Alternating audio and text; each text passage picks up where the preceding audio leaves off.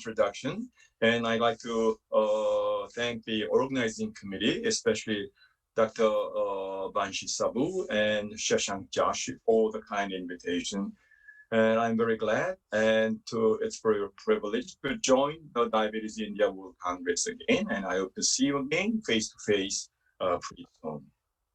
Today, I'm going to talk on the autonomic dysfunction as a risk factor for type 2 diabetes and the metabolic syndrome. And this is I recently moved to another university in Korea, and this is the picture of our main hospital. Well, today I'm going to talk in these sequences. What about cardiac autonomic neuropathy?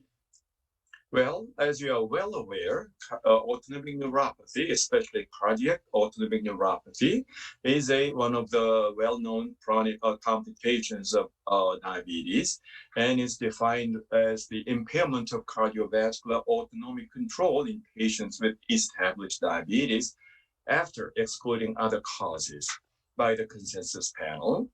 And it is a major cause of cardiovascular morbidity and associated with even increased risk of total mortality as well. And the pathophysiology of it is mainly due to hyperglycemia, the mechanisms of which are known through the oxidative stress, polyol pathway alteration, PKC activation, or AGE formation, etc., to name a few. And these are the well-known established tests for cardiovascular autonomic function. The first one is those to investigate the parasympathetic function, and the second is the test to investigate the sympathetic function. The first one includes the heart rate response to deep breathing, heart rate response to standing, and heart rate response to Valsalva maneuver. And the second part consists of blood pressure responses to standing and blood pressure responses to sustained hand grip. And depending on the number of positive tests, we can classify the diagnosis as definite, probable, etc.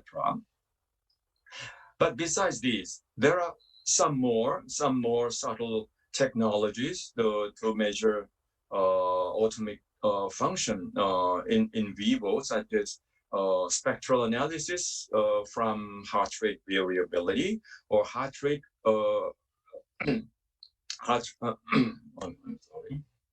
heart rate recovery after exercise, which is today's topic. Then what about HRL after exercise? It's a tool to measure the autonomic function, the cardiac autonomic function in our body. It is also, it can be said as the standard symptom-limited exercise treadmill test. And this is the same model which we have been using in our lab for several years. It says it consists of a treadmill running machine exercise tool. And this is the curve of the heart HRL, and the physiology of it is explained like this. This is the heart rate, and this is the peak heart rate during the exercise. And the HRL1 means it denotes the fast phase of HRL, which is the first phase, which is the difference between the maximum heart rate during the exercise and the heart rate at 1 minute after cessation of the exercise. This is the very fast phase. It can be said as HRL1 and HRL2 or HRL3. Usually HRL3 is one of the parameters measuring the slow phase. How about the mechanisms underlying each phase? The fast phase is from the absence of movement, and it is associated with increased parasympathetic activity, which results in decreased heart rate after exercise. And the slow phase consists of metabolic removal, such as lactate, ADP, and organic phosphate, and reduction of energy metabolism, resulting in decreased sympathetic overactivity, followed by decreased heart rate. These are the current understanding of the heart rate recovery phenomenon. And what about the relationship with autonomic dysfunction?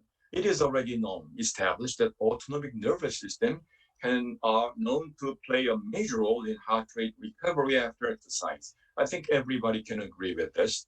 And the physiology underlying the heart rate recovery involves an increment in parasympathetic activation and decrement in sympathetic activation. So that dysfunction of the ANS could be potentially lead to delayed heart rate recovery. And already some years ago, the same paper also suggested the possible potential consequences of autonomic dysfunction measured by delayed heart rate recovery, such as increase in all-cause mortality, endothelial dysfunction, inflammation, insulin resistance, type 2 diabetes, and even metabolic syndrome. But at that time, there was no definite demonstration of the interrelationship with that. Then what about the delayed heart rate recovery and incident type 2 diabetes mellitus? We all agree that the autonomic dysfunction is related and can be regarded as one of the typical chronic complications of established type 2 diabetes. Well, this is the well-known paper published by the past president of IDF, Nam Cho, from his core study, that these are the very well-known risk factors such as prediabetes, age, urban living, family stories, smoking, abdominal obesity, hypertension, dyslipidemia, etc. But we cannot measure, or we cannot find those delicate and subtle risk factors such as autonomic dysfunction, because it cannot be applied in a pretty big cohort, so that it can be a confounding variable in another perspective. And as to the autonomic dysfunction, it was already 18 years ago that the first publication can be identified. There was a report from the cardia, the post-hoc study of the cardia study, that the autonomic nervous dysfunction could be associated with the development of type 2 diabetes. But at that time, the data was not that strong. They found that HRL2, the heart rate recovery after 2 minutes after cessation of the exercise, could be identified to be a risk factor for the increase in the level of insulin, serum insulin level, meaning increase in insulin resistance compared to the fast responders. But the odds ratio, the increase in risk of insulin diabetes was high, but the significance disappeared after multivariate analysis, unfortunately. But at that time, it was very interesting because they first, suggested the possibility of the association at that time. And some years later, there was another report from Korea showing the similar results, showing that the delayed heart autonomic dysfunction could be associated with the incident type 2 diabetes, showing some the associations. But the association, the increase in risk, also disappeared after adjustment with several confounding variables, which means the increase in association with incident diabetes with the autonomic dysfunction could largely be explained by baseline fasting glucose in apparently healthy men at that time. So we enrolled more patients, more apparently healthy subjects from our institute at that time, and did the detailed study. And we did more sophisticated inclusion criteria, such as we excluded those subjects who were on beta blockers and who already have hyperglycemia at the enrollment period, etc. And found we enrolled around 1,800 subjects at baseline, and over 6 to 7 year follow-up period, there were around 11 to 12% instant type 2 diabetes cases at that time. And we did the treadmill exercise test for them, and these are the diagnostic criteria. And we did the standard protocol, standard route protocol, and did the exercise test and analyzed the HRL values. And this is the baseline characteristic. As you can see in this table, we can see the significant difference in well-known parameters such as BMI, dyslipidemia, and insulin glucose metabolic parameters, and HRL1 in this case, between those who with instant diabetes and those without. When we did the statistical analysis and adjustment, we can see the significant association with between HRL1 minute and A1C, peak heart rate, and peak oxygen uptake, which could also be regarded as the significant risk factor for the instant diabetes. But unfortunately, at that time, we could see only marginal but statistically not significant association between HOMA-IR and HOMA-beta. To our surprise, I think we need more sophisticated technology, because these are the cardiac autonomic function tests, which could also apply to the pancreatic function as well. But we need more sophisticated technology to measure the visceral autonomic function.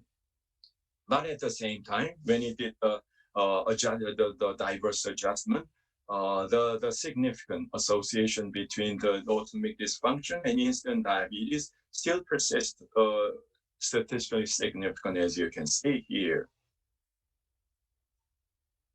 And when we did the analysis from the different perspectives, such as shown in this slide, when we see the HRL value as a continuous variable, it can be regarded as a separate statistics, but we also can see the still significant association between delayed HRL1 and the instant diabetes. But the significance between HRL2 and HRL3 was not significant. So at that time, we concluded, reported like this. Autonomic dysfunction measured by the delayed HRL could predict instant type 2 diabetes. And these results were still significant even after adjustment for fasting glucose, HOMA-IR, HOMA-beta, and A1C, and only HRL1 had clinical significance in predicting instant type 2 diabetes. And after we reported the HRL study, there was pretty similar report from another group from Korea. They also did the similar study, but they found a significant association between HRL2 values and the instant type 2 diabetes. And it was followed.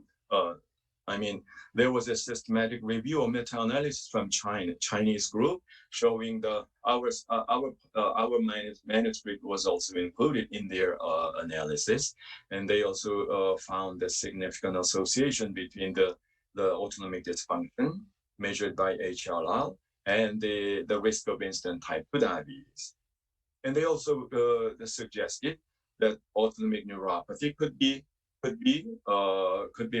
found in individuals with even pre-diabetes, and they suggested that delayed HRL might precede type 2 diabetes and could eventually be a risk factor for the development of type 2 diabetes.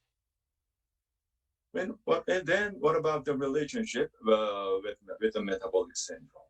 Using the same and bigger cohort compared to the diabetes study, we also did the similar statistical analysis with the metabolic syndrome. These are the baseline characteristics, and we found some interesting correlations between HRL3 values and metabolic parameters, as shown in this slide. And we did the statistical analysis. Even after adjustment with diverse parameters, we could see the significant association between the risk of instant metabolic syndrome and the delayed HRL3 value. Yeah, when we did the analysis from a continuous variable perspective, it was also significant, even after adjustment. And then what about the clinical implications? We can summarize like this. In case of type 2 diabetes, HRL1 value was the most potent predictor, meaning early dysfunction of the parasympathetic nervous system, which could have influenced on beta cell function, etc. And in case of metabolic syndrome, HRL3 was the most potent predictor, which means that the delayed recovery from hyperactivity of sympathetic nervous system.